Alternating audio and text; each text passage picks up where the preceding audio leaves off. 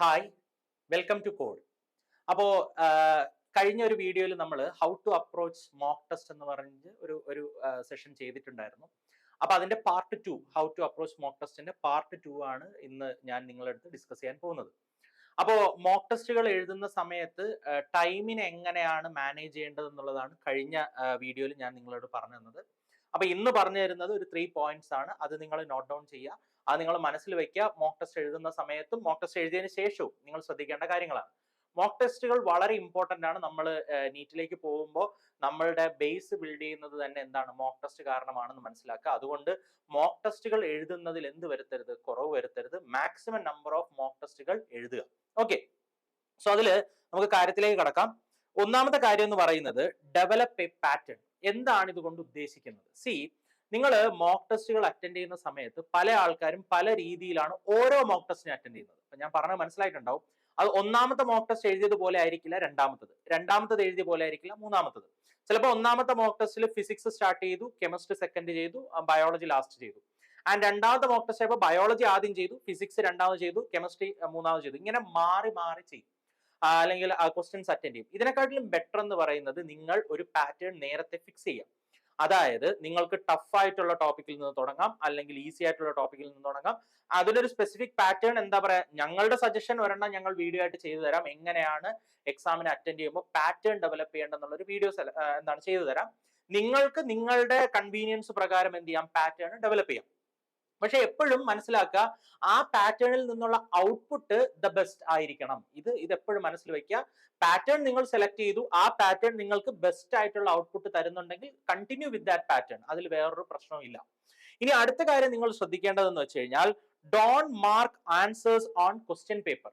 അതായത് ഈ mock test കഴിഞ്ഞ ഉടനെ കുട്ടികൾ എല്ലാവരും ചെയ്യുന്ന ഒരു മിസ്റ്റേക്ക് ആണ്, മോക്ക് ടെസ്റ്റിന്റെ ക്വസ്റ്റ്യൻ പേപ്പറിൽ തന്നെ ആൻസർ കീ മാർക്ക് ചെയ്യും. അതായത് ഒന്നാമത്തെ ക്വസ്റ്റ്യന്റെ സൈഡിൽ ആൻസർ കീ എഴുതി വെക്കും, അല്ലെങ്കിൽ എളുപ്പത്തിന് വേണ്ടിയിട്ട് എന്ത് ചെയ്യും, ടിക്ക് ചെയ്യും. ആൻസർ കീ കിട്ടിയ ഉടനെ തന്നെ എന്ത് ചെയ്യും, എന്താണ് എ ആണോ ബി ആണോ എന്നുള്ളത് ടിക്ക് ചെയ്ത് വെക്കും. ഇത് ഏറ്റവും എന്താണ് ഡേഞ്ചറസ് ആയിട്ടുള്ള ഒരു ട്രെൻഡാണ്. കാരണം എന്താ വെച്ച് കഴിഞ്ഞാൽ, ഈ മോക്ക് ടെസ്റ്റിന്റെ ക്വസ്റ്റ്യൻ പേപ്പേഴ്സ് ഒക്കെ നിങ്ങൾക്ക് വീണ്ടും എടുത്ത് ഇവാലുവേറ്റ് ചെയ്ത് ചെയ്യാൻ പറ്റുന്ന ക്വസ്റ്റ്യൻ പേപ്പേഴ്സ് ആണ്. അപ്പോ ഒരു കാരണവശാൽ ഈ കീ നിങ്ങൾ എന്ത് ചെയ്യരുത്, ഇതിൽ മാർക്ക് ചെയ്യരുത്. മാർക്ക് ചെയ്താൽ അടുത്ത നിമിഷം നിങ്ങൾ ക്വസ്റ്റ്യൻ വായിക്കുന്നതിന് മുമ്പ് തന്നെ നിങ്ങളുടെ നോട്ടം പോകുക എങ്ങോട്ടായിരിക്കും, കീയിലോട്ടായിരിക്കും. അപ്പൊ ആദ്യമേ കീ കണ്ടിട്ടായിരിക്കും പിന്നെ നിങ്ങൾ എന്ത് ചെയ്യുക, ക്വസ്റ്റ്യൻ വായിക്കുക. അപ്പൊ അങ്ങനത്തെ ഒരു ഇഷ്യൂ ഉണ്ട് എന്ന് മനസ്സിലാക്കുക.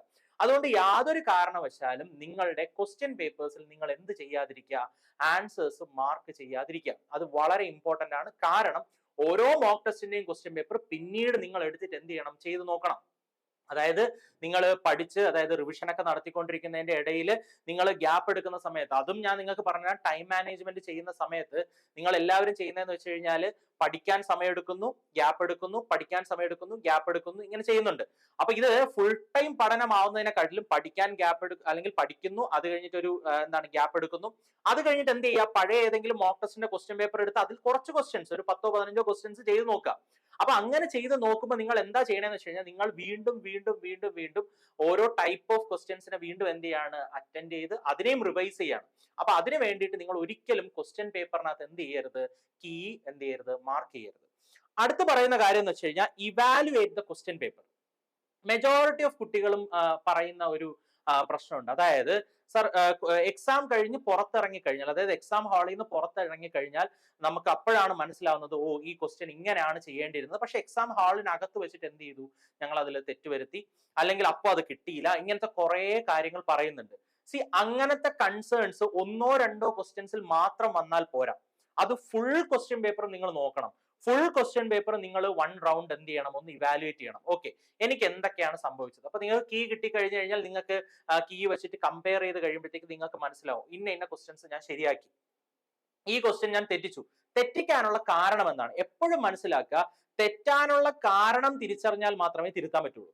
അപ്പൊ എപ്പോഴും മനസ്സിലാക്കുക, നിങ്ങൾ ഈ പറയുന്ന എന്താ പറയാ, ഫിസിക്സ് ആയിക്കോട്ടെ അല്ലെങ്കിൽ കെമിസ്ട്രി ആയിക്കോട്ടെ, ഫിസിക്സിലാണെങ്കിൽ പിന്നെ പ്രോബ്ലംസ് ചെയ്യുന്ന സമയത്ത് ആ പ്രോബ്ലം ചെയ്ത് ആ ആൻസറിലേക്ക് എത്തിക്കാൻ വേണ്ടിയിട്ട് ഒരു ഈസി വേ ഉണ്ടാവും. പക്ഷെ നിങ്ങൾ പോയത് ഒരു വളഞ്ഞ വഴിയിൽ കൂടെ ആയിരിക്കും. അപ്പം അത് ടൈം കൺസ്യൂമിങ് ആയിരിക്കും. ഇത് പക്ഷെ ഈസി ആയിരിക്കും. അപ്പൊ നിങ്ങൾ ഒരു പ്രാവശ്യം കൂടെ എന്ത് ചെയ്യുക, അതൊന്ന് ട്രൈ ചെയ്ത് നോക്കുക.